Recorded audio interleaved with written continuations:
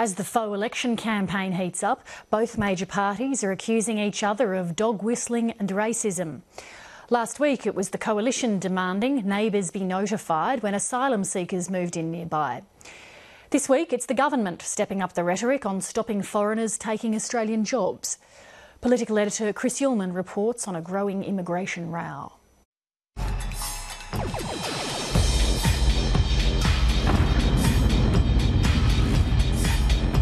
In the first decade of this century, China rose and Australia's mining industry surged to feed its demand for raw materials.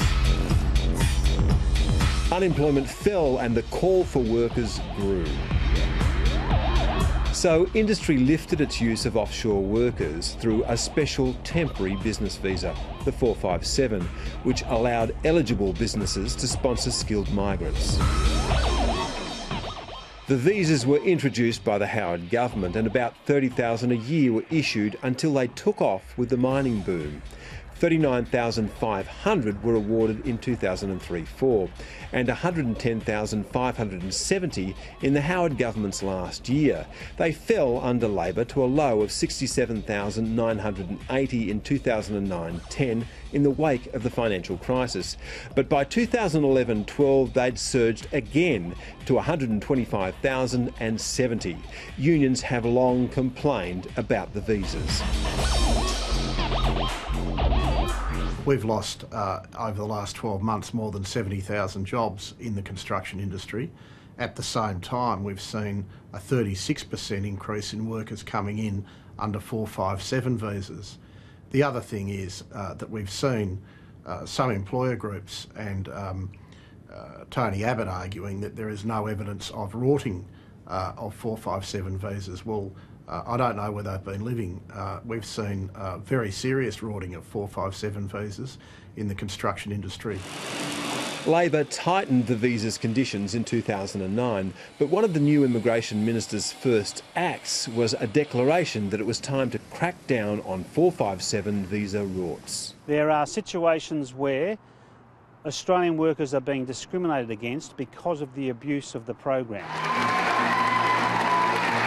That sentiment was echoed by the Prime Minister in a campaign speech on Sunday, one designed to woo the western suburbs of Sydney. To stop foreign workers being put at the front of the queue with Australian workers at the back. That has disturbed business. And it's just playing to an audience in Western Sydney this week, and as I say, it's pretty base politics. The reality is the government came up with a program last year where they said we'd give $6,000 to every skilled worker that moved from the East Coast to the West Coast in Australia. Now, the grand sum of those people that moved was a total of 37.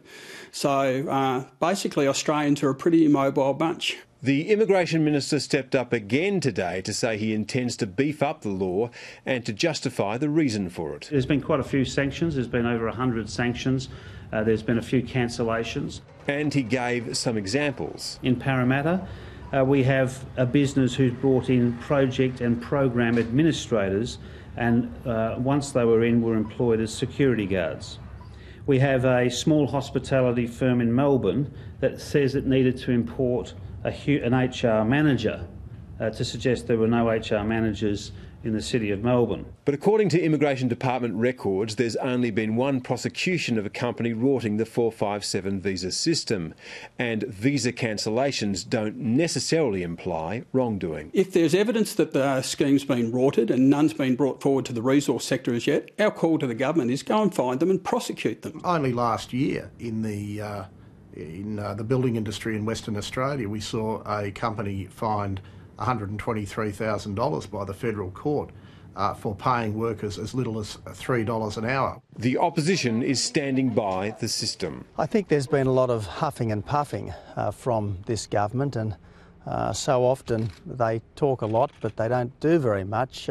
The fact is, no one can come to this country on a 457 visa unless the relevant employer has made a big effort to find an Australian to fill the job, and unless that person is coming in on above average weekly earnings. But to see this government crack down simply as a policy issue is to utterly misunderstand it, because the intent is clearly political. There is no doubt that the opposition is seeking to increase the use of 457s in a manner that will discriminate against Australian workers, and for that they should be ashamed. All this comes a week after the Coalition demanded behaviour protocols for asylum seekers released into the community and said their neighbours should be notified. I wouldn't put the two, namely paedophiles and asylum seekers, in the same category necessarily. So now the community is being treated to the spectacle of two parties accusing each other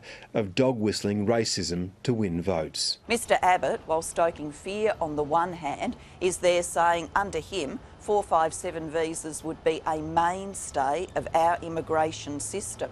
Well, he needs to explain that and justify that to Australian workers who too many times worry that they or their children are going to miss out on a work opportunity. The difference is, between myself and the Prime Minister, the government is tolerating people coming to this country and going on welfare, and they're demonising people coming to this country and working from day one. That's the difference.